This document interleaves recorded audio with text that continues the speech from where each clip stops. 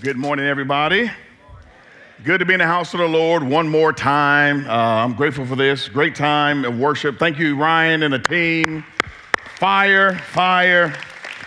Man, sometimes I just want to keep singing. Amen. Even though I can't sing. Amen.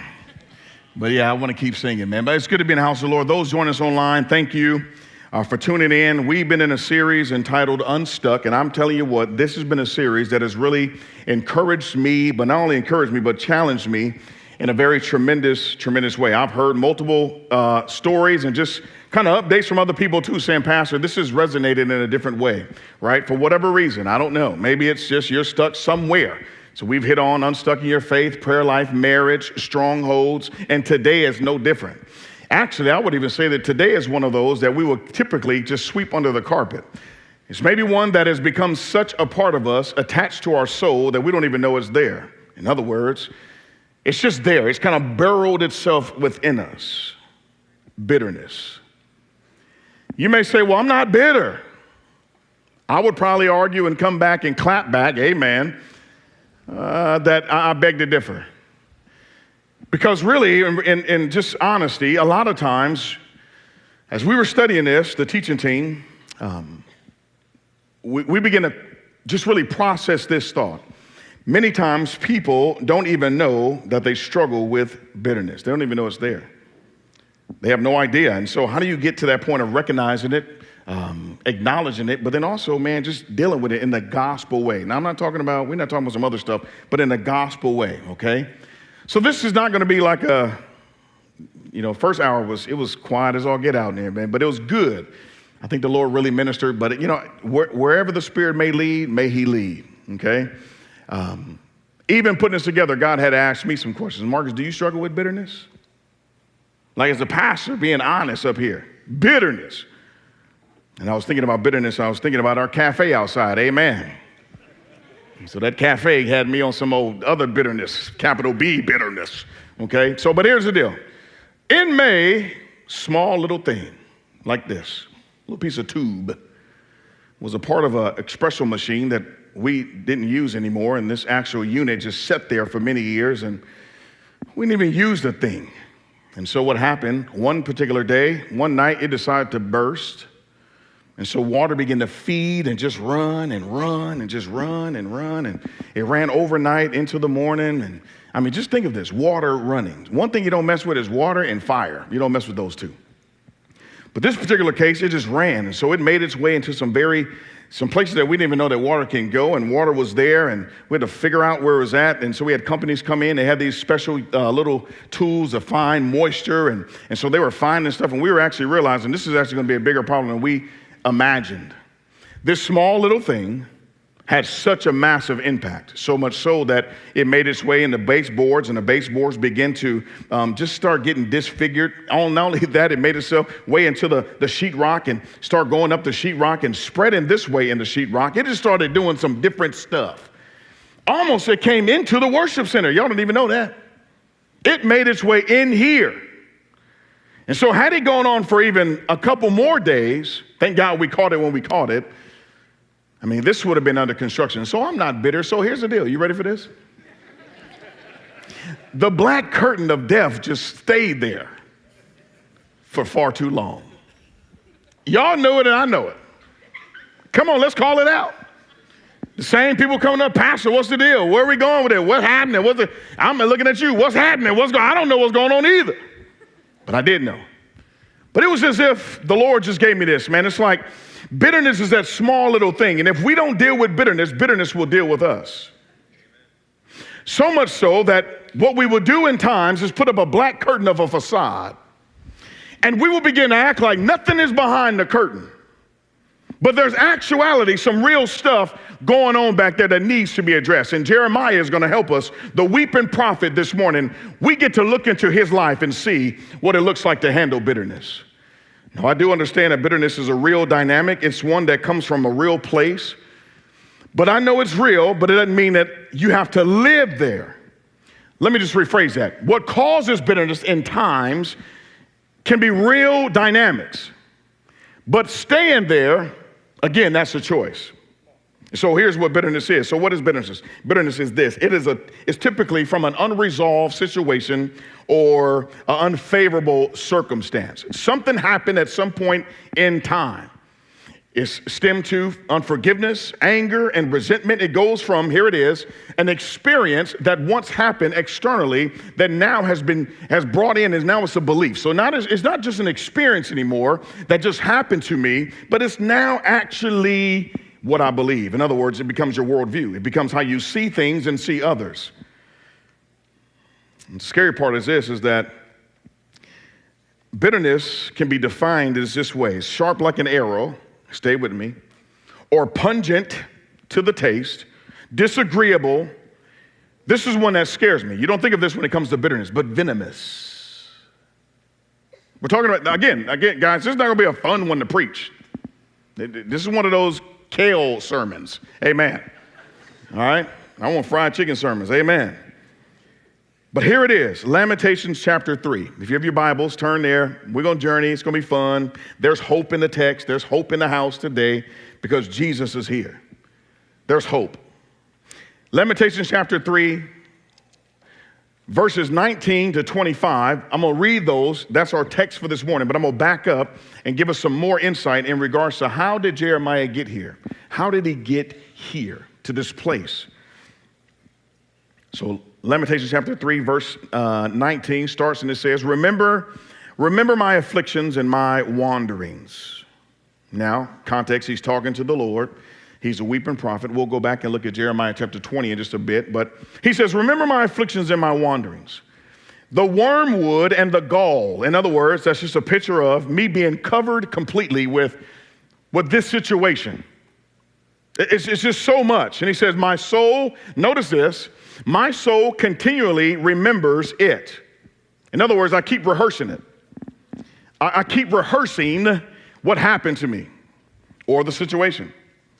My soul continually remembers it and is bowed down within me, this place of like, there's no hope. But, verse 21, this I call to mind, and therefore I have hope. Verse 22 says, the steadfast love of the Lord never ceases. His mercy never comes to an end. That's going to be fun unpacking that just a little bit. They are new every morning. Great is your faithfulness. Everybody on the count of three, let's say that. 1, 2, 3. Great is your faithfulness. Man, that was a long faithfulness. Man, some of y'all like, y'all took that serious. Amen. Great is your faithfulness. Just say it, right? No, I'm messing. Great is your faithfulness. The Lord is my portion, says my soul. Therefore I will hope in the Lord. Verse 25, the Lord is good to those who wait for him, to the soul who seeks him. We're going to deal with that on the back end. This idea of bitterness.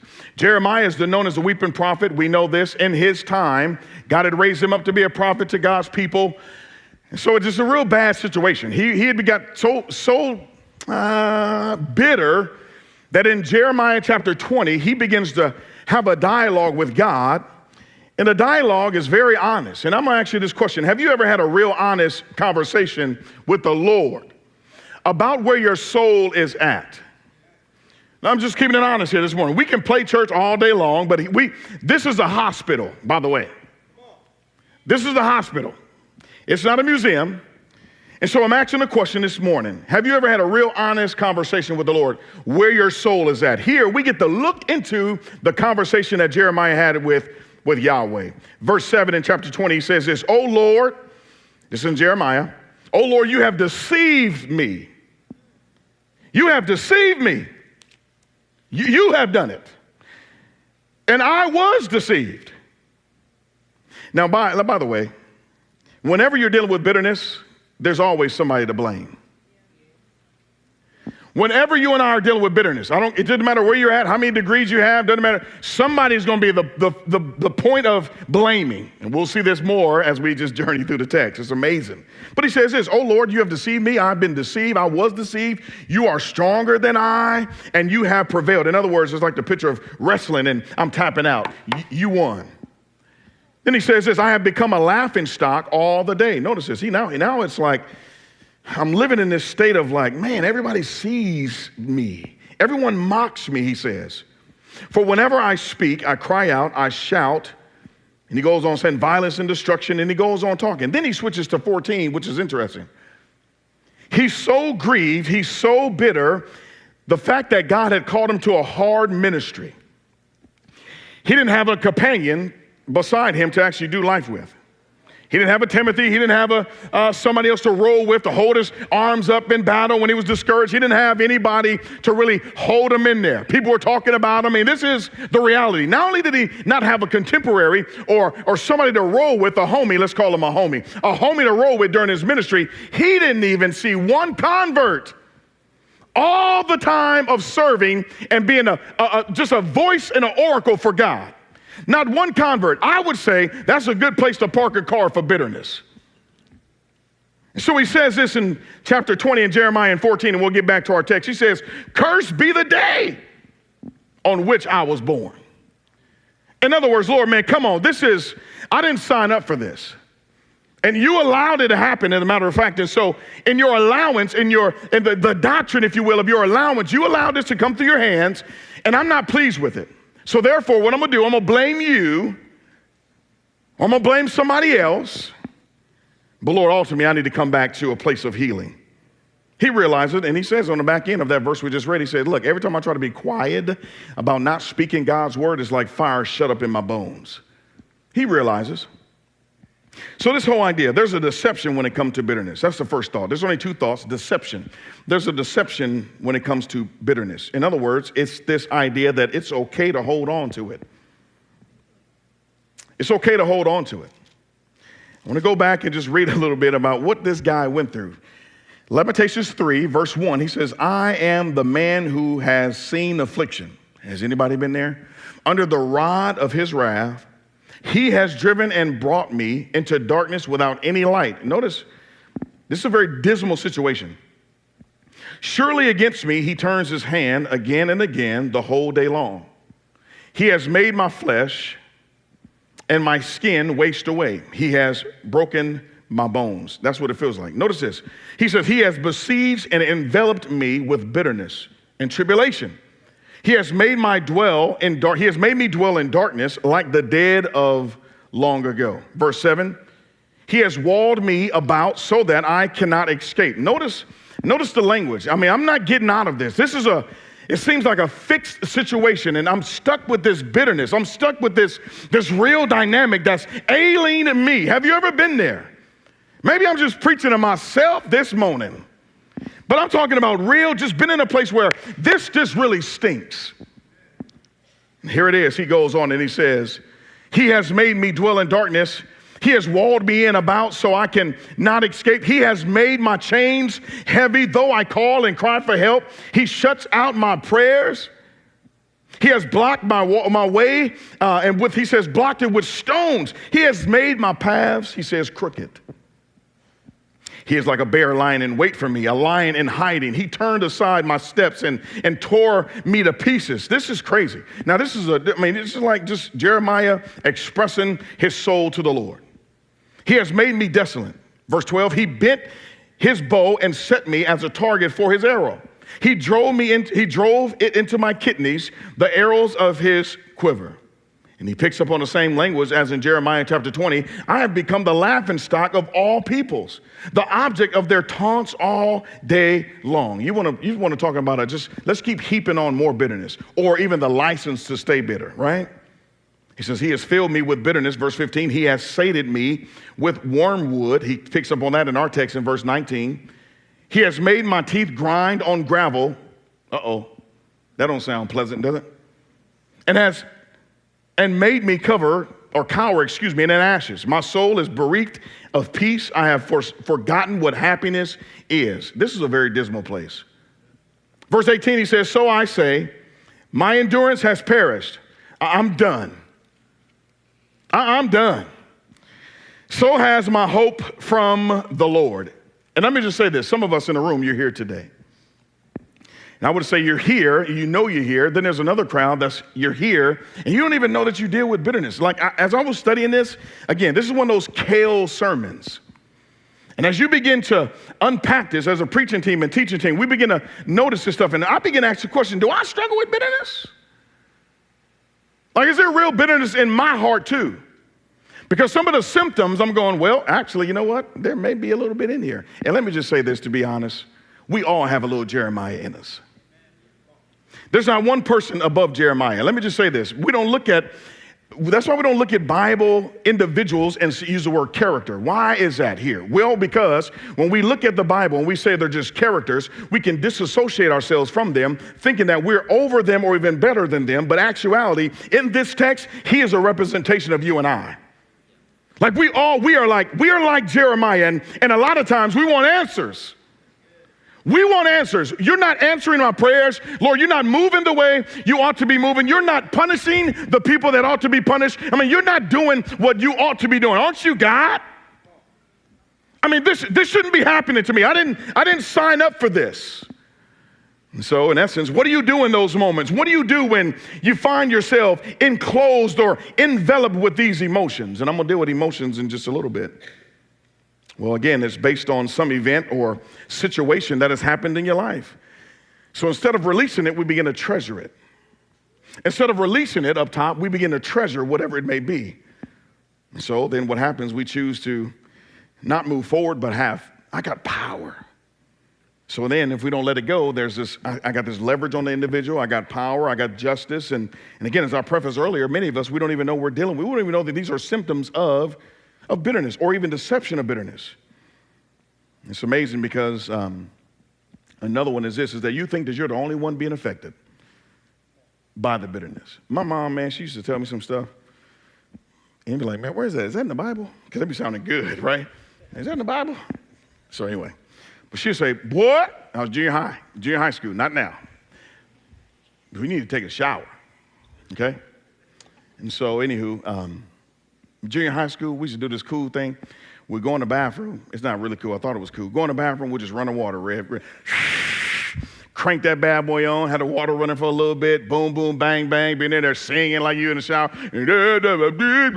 I'm too sexy for my shirt. Right, whatever. Boom. Because I was back in the 80s. Boom, bang, so bang. And we'll come out, cut that water off. Bop, pow. It's steaming up in there. Got my towel. I come out. I'm fresh. And then I get ready to go to class or school. And I hug my mom. And there's just this funky odor that's still there. And she would say this, boy, I'm telling you, you got to apply some soap to that. But she would also say this. Y'all know this back part? Ready? Just because you don't smell it doesn't mean what? Other people don't smell it. I was like, that got to be in the Bible. That's too good. But isn't that true about bitterness? I mean, I can imagine the people around Jeremiah. Can we be real and not romanticize this idea of bitter? I mean, can you imagine being around him as he's talking about God? You've walled me in. You've driven your arrows into my kidneys, and I'm just now the taunting object of all that's watching.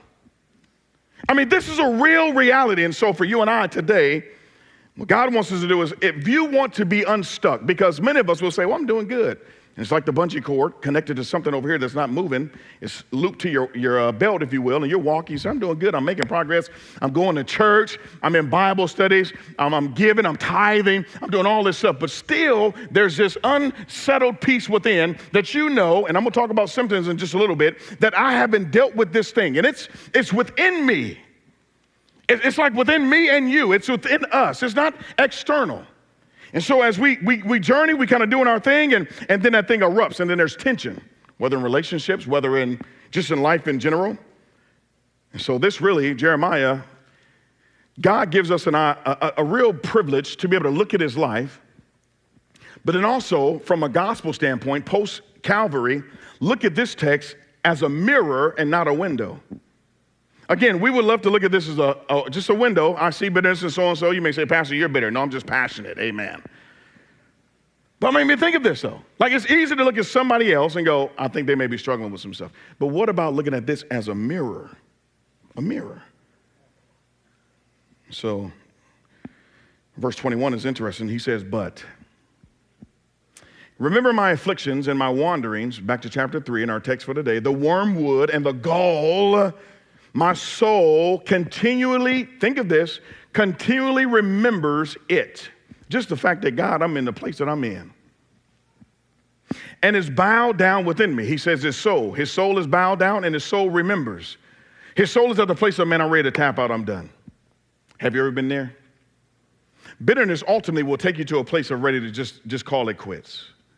Because you get resentful, jealousy, there's all these other stems connected to it. And I'll deal with that on the back end. But he said, look at verse 21, but this I call to mind. Isn't this good? But this I call to mind. But this, Jeremiah said, I know where I'm at. I'm weak, I'm frail, I'm the weeping prophet. I'm not overlooking the emotions that I have. I'm not even trying to sweep them under the carpet and put up the black curtain of just deception. I know that I'm in this place. God, I know you allowed it, but yet this one thing I'm calling to mind. I may not call multiple things to mind, but I'm calling this one thing to mind.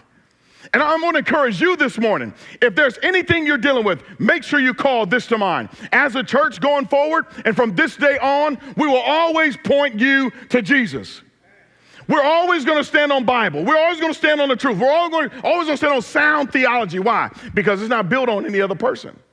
It's not built on any other ideology or even whim of doctrine. It's built on a person, and his name is Jesus Christ. And so this writer says, man, but what? Circle this in your Bible. Circle that one conjunction. Conjunction, junction, what's your function? But this. There's a lot of memories as I'm flipping through the memory Rolodex. And see, by the way, theology, this is good because Jeremiah is teaching us something here, myself included. God didn't give us the word so we can become smarter sinners. He didn't give us the Bible so that we can meander and kind of make our own Bible and didact our own Bible and look a certain way, have the appearance of a Christian, but not actually walking in a relationship. He did not give us the Bible to play around with and our heads to get bigger and our hearts to get smaller. That's not the reason for theology. Jesus was the perfect personification of theology. Hands and feet. I'm loving people. I'm forgiving people. I'm serving people. This is real theology in action. So the writer is on to something. He said, but all these memories, I'm going to call this, boom, bang. I know this to be true. Regardless of anything going on in my life, regardless of what the circumstance may be preaching and teaching, regardless of what the outcome I think may be, I'm calling this one thing to mind. He says, and therefore, I have hope.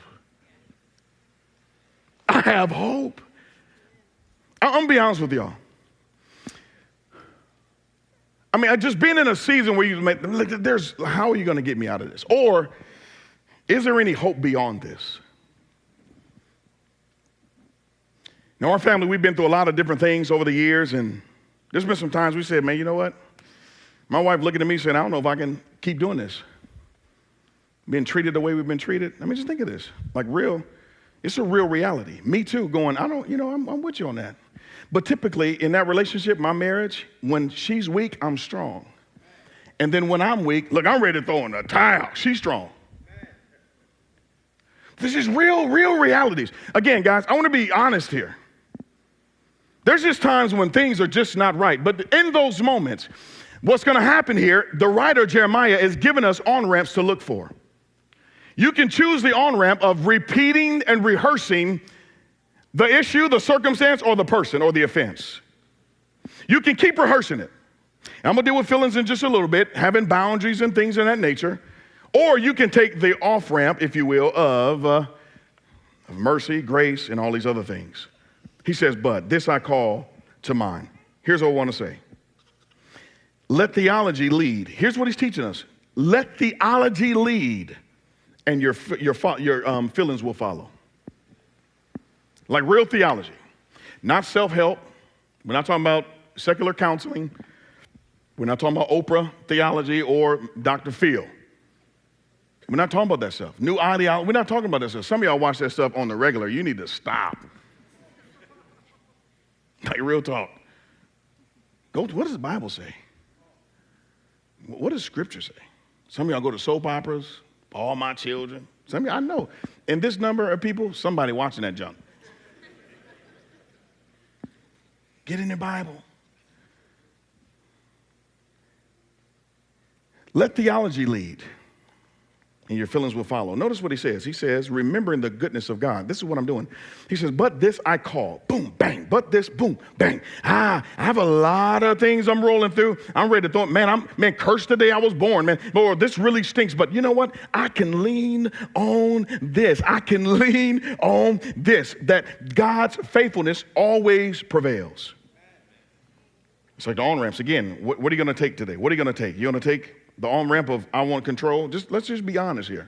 I want to keep control. I want to leverage. I want to put my seat I want to put myself in the seat of God, or I want to take the off-ramp of forgiveness, compassion. And compassion is really this. It's love in action. So to say that you have compassion towards somebody is really, that's cool, but compassion fleshes itself out. Again, theology with hands and feet. Jesus is love in action. That's express compassion. So maybe it's that, or maybe it's just, man, I want to take the on-ramp of grace today. I didn't know God doesn't want me to stay bitter. No, he wants you to deal with this. And the gospel deals with it. So he says, verse 22, the steadfast love. Notice this. Here's what he's hoping in. Here's what he's calling to mind. The steadfast love of the Lord, Yahweh, the covenant-keeping God, by the way. It's how he describes him in this text. The steadfast love of the covenant-keeping God. The God who created Adam and Eve, and in that moment in Genesis, God uses the word Yahweh for a reason. Genesis 1 and 2, he just uses Elohim. But then God picks up and uses Elohim Yahweh. Why is this important? It's important because God is only the creator, but he's a relational God.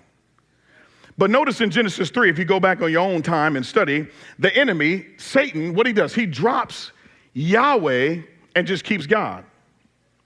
He wants us to doubt God. He wants us to not have a relationship with him. So the enemy literally, he purposefully drops Yahweh, the covenant-keeping God, and he just say, oh, God, yeah, you can just loose, plural understanding of God, yeah, that's fine. And here the writer says, no, the steadfast love of this covenant-keeping God. It's steadfast love. It's Hesed love. It pursues me. It chases me. He's saying it's like the Usain Bolt of God's character. Y'all remember Usain Bolt? Come on, y'all. Yep, Olympics. Amen. Make sure I'm on planet Earth here. Amen. But Usain Bolt, boom. Man, Bolt was cold with it. He was so fast. He'll be running. He'll look back at you. Be like 20 miles. He'd be looking like cold with it. I'd be like, man, that dude cold. As a matter of fact, I hate the fact that he retired, because now it was fun to watch Usain. You were ready for the Olympics. I mean, you were ready for the track and field portion. But that's what he's saying. He's saying God's steadfast love is like the Usain Bolt of his character. But Usain Bolt ain't got nothing on Jesus. Usain Bolt ain't got nothing on an eternal God who's a covenant-keeping God, who never breaks his promise. And this is what the writer is saying. I can always trust. I have a litany of emotions and feelings and people I want to really deal with and God to deal with them. But this one thing, man, I know God is always pursuing me. He's chasing me. And even right now, God is pursuing somebody in this room. That's the truth of it, because he never changes. He's the same yesterday, today, and forever. He never changes. So here it is. He says, well, you know what?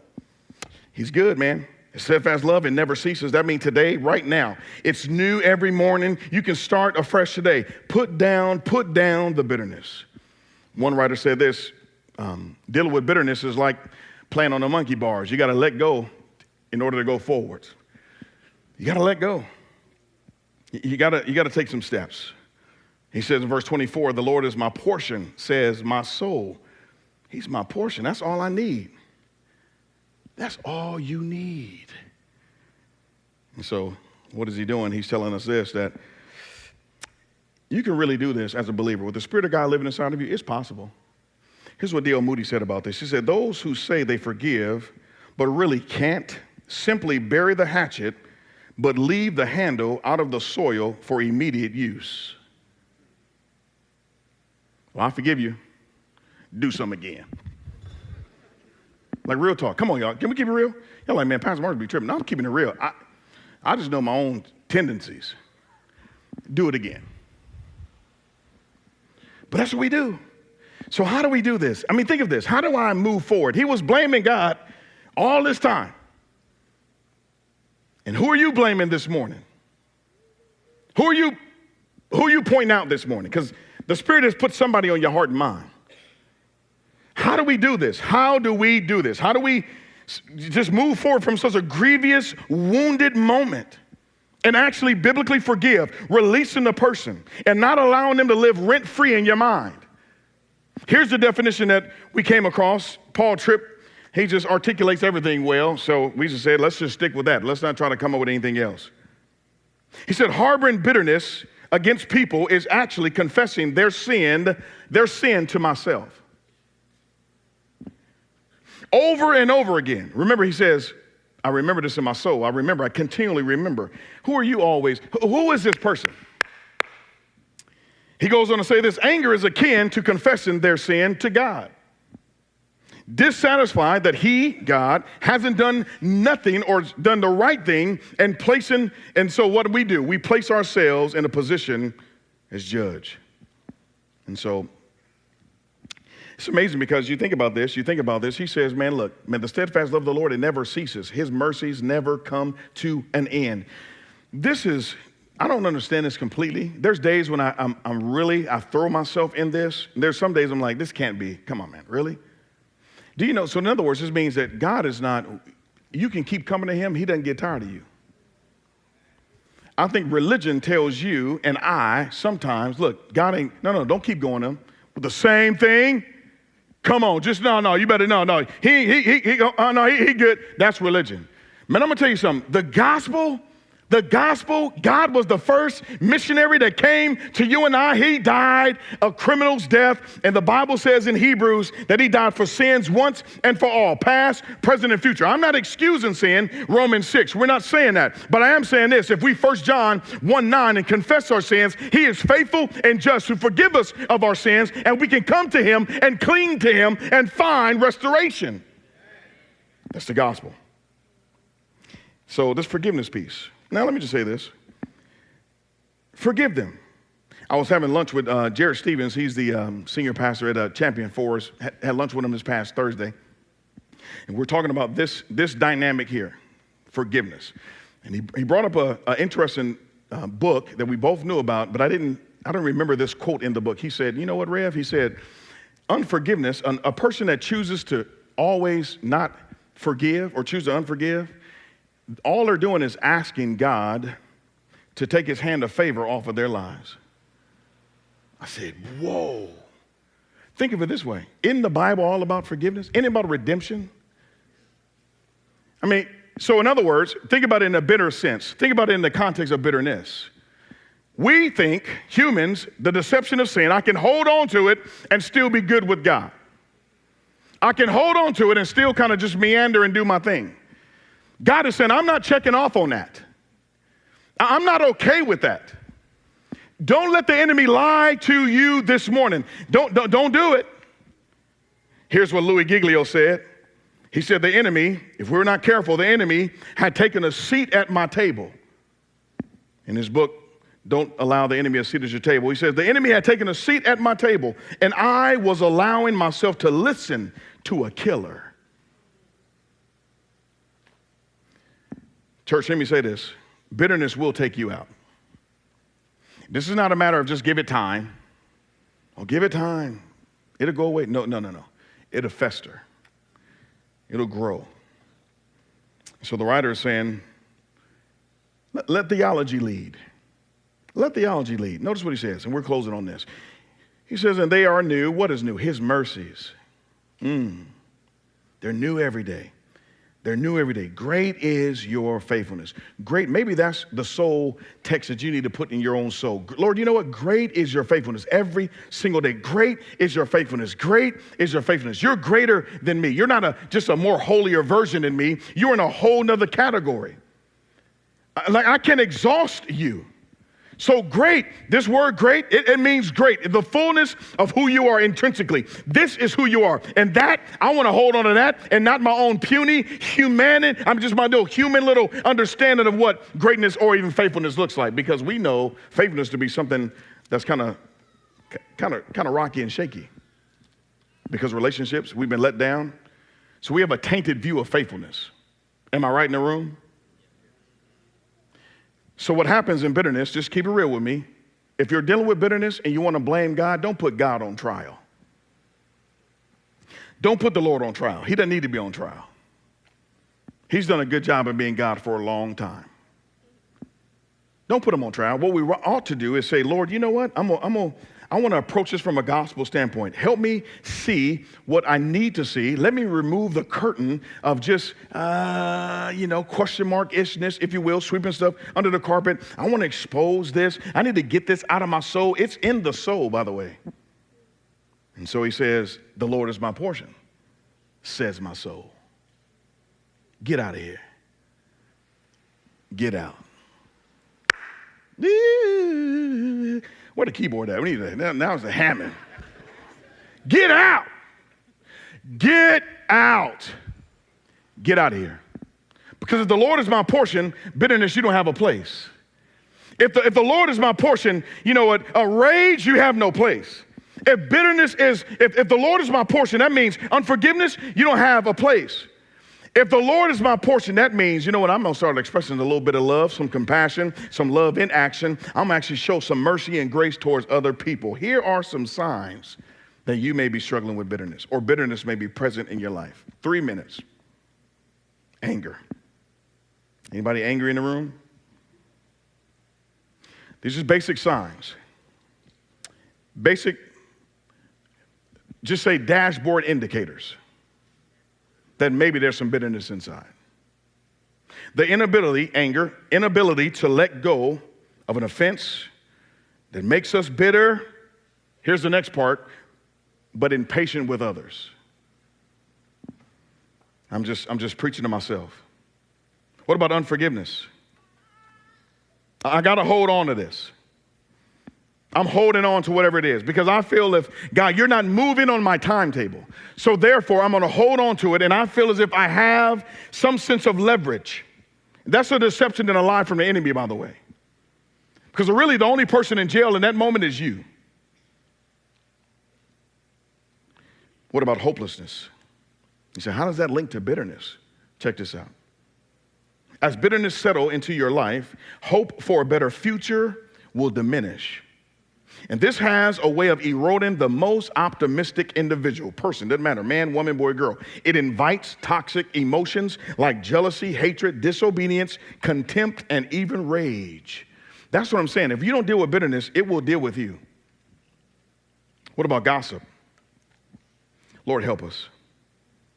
Spreading of misinformation or uncertain things about an individual. It ain't none of your business in the first place. Who are you talking about? Think of it. Who are you talking about? These are signs, church, of potential bitterness in your heart. The other ones are really easy. Resentment. I just resent this person.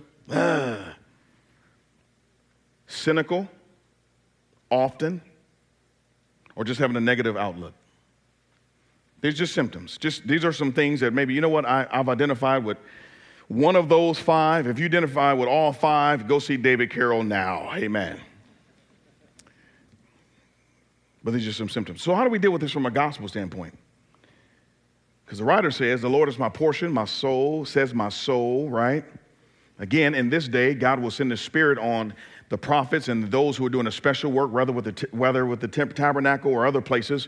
His Spirit will rest on them to fulfill the actual assignment that God was calling them to do. But then after the assignment was over, the Spirit will be lifted. That's not true for you and I post-Calvary. The Spirit resides in us. So therefore, there is instant application. We can take an off-road today. The Spirit God wants you free from bitterness. He wants you unstuck. I'm serious. He wants you unstuck.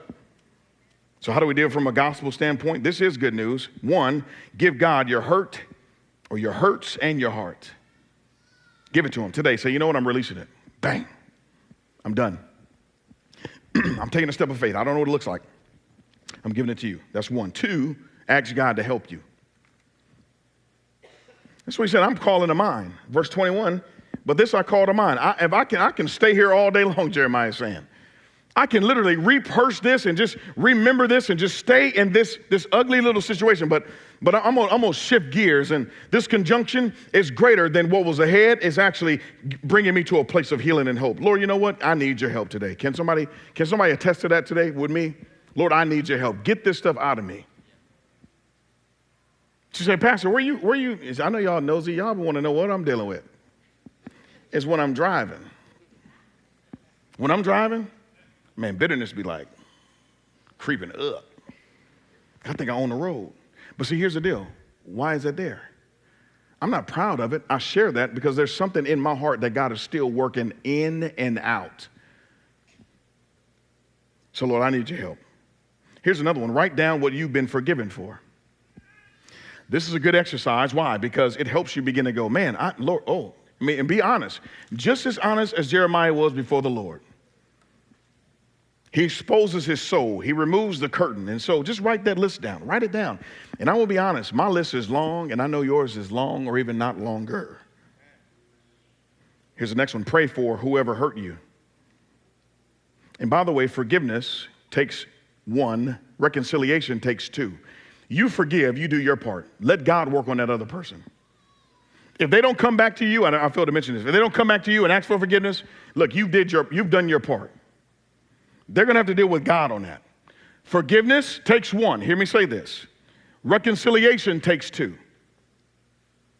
Y'all got to get that, because sometimes I think, well, I forgave and they still ain't done nothing. Well, I mean, you just make sure you're right before the Lord. But I am saying this, if something has happened to you that's tragic, like in the past, maybe abuse, you set boundaries still. Forgiveness doesn't mean be silly and stick your head in the sand. Forgiveness means, Lord, you've forgiven me. This is my command. I ought to do the same. Ephesians 4:32, just as you've forgiven, you ought to forgive as well. But here it is. Lord, I still need to set some boundaries. We've done it in our lives. Set real boundaries. It's not sticking your head in the sand. But do what's right between you and the Lord. Pray for whoever hurt you. And then here it is. Decide to just forgive. I'm deciding. Today I'm deciding who it is. Your mom? Dad, a cousin, maybe somebody that's gone on, maybe a business partner that did the gritty out the door on you like this. I'm out. I'm out on you. Okay? Left you strangling with a lot of money, issues, drama, set you back many years. I don't know what it may be, but today choose, because the gospel is powerful enough and the tomb is empty. Choose to release them. Release it. And this is why he says this. The Lord is good to those who wait for him. Notice he keeps using the word soul. To the soul who seeks him. So that's what we're getting ready to do now. You put up the verse on the screen. We just walked through Summer in the Psalms. This was one that stood out. And I believe it's a prayer for you and I. This is an honest prayer. I could have wrote out a prayer, but I said, let's just deal with Scripture. Here's a very honest prayer. In regards to, Lord, help me to begin you've already identified some things in me. I want to be honest with you today. I want to be honest. So the writer says this, David, search me, O God, and know my heart. That's a bold thing to ask, okay? If you're not ready, don't say it. But search me. Lord, search me. He loves you. He loves you. And by the way, it's never about destroying you. It's not about destruction or, destroying you. It's about rebuilding you. As believers, we don't run from him in shame and guilt because the cross has dealt with that. We run to him in repentance and find forgiveness and mercy. Try me and know my thoughts and see if there be any grievous. Now, grievous can mean a lot of things, but in our context right now, grievous. Is there any grievous way? Is there a curtain up? The reason I use the curtain is because we've all seen the curtain. Is there a curtain up between me and you, God? Lord, and so what I want to do is I want to acknowledge the curtain, because I realize the curtain is not honoring to you. It's hindering other people. It's hindering me. So Lord, please lead me in the way of everlasting life. So that's our prayer. Right now, I want you to do this. Just be still before him. Be still before him. The writer says this, the Lord is good to those. He's good to those who wait for him. Who wait for him. to the soul who seeks him. Here's what it wants to do. As a church, let's just say, man, look, I'm done with this. I'm taking an off-ramp today of forgiveness, compassion, God's mercy. They're new every single day. I'm taking that off-ramp today. I'm releasing this individual. I'm not burying the hatchet, but leaving the handle out of the soil. I'm done with it. The cross has dealt with it. I'm not growing. There's a bungee cord on my life, and I seem as if I'm just doing all the external things, religion, I'm making progress, but there's still some stuff. The writer uses soul for a reason, multiple times. That's where it's at. It's in places that nobody can see. But it rears itself in ways that everybody can see. So this morning, take a minute. Ask him, say, Lord, will you search me? You know my heart. Be honest before him right now. Take a little moment. Bow your heads, close your eyes. Amen. Just say, Lord, you are God. You're Yahweh. Search me. Know me. Thinking that you love me. You don't throw my dirt in my face. You meet me in my mess. Literally, this is what the gospel did and will do. You don't tell me to clean myself up, to come to you first. If that was the case, we would never come. Only the blood of Jesus allows us to enter into his holy presence. Search me. Search me. Search me. Know me.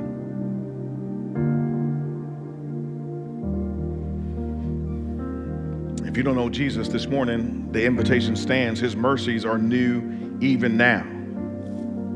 That means that Jesus is pursuing you right now. I'm not talking about religion. We're not dealing with that. We're talking about a relationship. What does this mean, Pastor? Help me understand. It means this, that all of us were born into sin. Sin means we missed the mark. We miss God's righteous mark.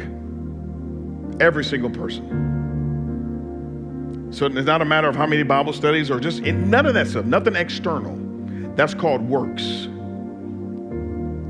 You and I can't work our way into a right relationship with a holy God. We just can't do it. Give us trillions of years. We cannot do it. We're flawed from the beginning. We missed the mark. The Bible says that you and I, even though we missed the mark, it's by grace that you and I can be saved. It's the gift of God. It's the gift of God. That means that Jesus, I'm realizing that today, that I need to surrender my heart to you. This soul dynamic is real. Why? The Jeremiah talked about the soul. This is what you died for, the immaterial part of us, the eternal dynamic of mankind. We are eternal beings, and that's the reality that we'll spend eternity in either two places, heaven or hell. And so this morning, you're pursuing someone that you want to redeem and set free and forgive and give them a new name, a new purpose, a new passion, a new vision, just a new reason for living. To say, Jesus, you know what? I realize that you're my substitute. That means you died in my place. And it was only based on your work on the cross, your shed blood, that I'm forgiven and cleansed. I believe that, as you said in John 14:6, you are the way, the truth, and the life. And no man comes to the Father except through Jesus. So today, Lord, will you come into my heart? It's more than just bitterness. My life spiritually is in shambles. I'm playing Russian roulette with life. Eternity is far too long, y'all have heard me say this, to be wrong. Don't play with it. So today, he's calling you home. He loves you. Say, Jesus, will you come into my heart and save me? I'm turning from my way. I'm repenting. I'm turning from what I think is right, and I'm turning towards you. Thank you for saving me today. In Jesus' name, amen. And for the rest of us, somebody pray that prayer. I want to meet you personally. I'm going to sing right here for a little bit. I'm going to make my way out to the Welcome Center. Some pastors, we'll have some up here available to come. Some are our lay leadership. There'll be some ladies as well. My wife may be up here. We'll have some other, Liz is here. She'll be ready to pray for you. So it's not just guys, amen. But I want y'all to know something. The beauty of the gospel is we can start afresh every single day. It's not a performance list. Today. And for the rest of us, if you say, look, don't stand up and sing just yet. They're going to sing. It's going to be great. Deal with the Lord. Say, Lord, I want to really, will you really search me? And then once you really got to a place of going, Lord, yes, I don't want to be enveloped with this. I don't want this to ruin and run my life. Will you deal with this thing called bitterness? Once you get to that place, I want you just to stand at that point and start belting out, singing. Because that's the place of freedom, and you've dealt with it, and God has dealt with you. In Jesus' name, amen.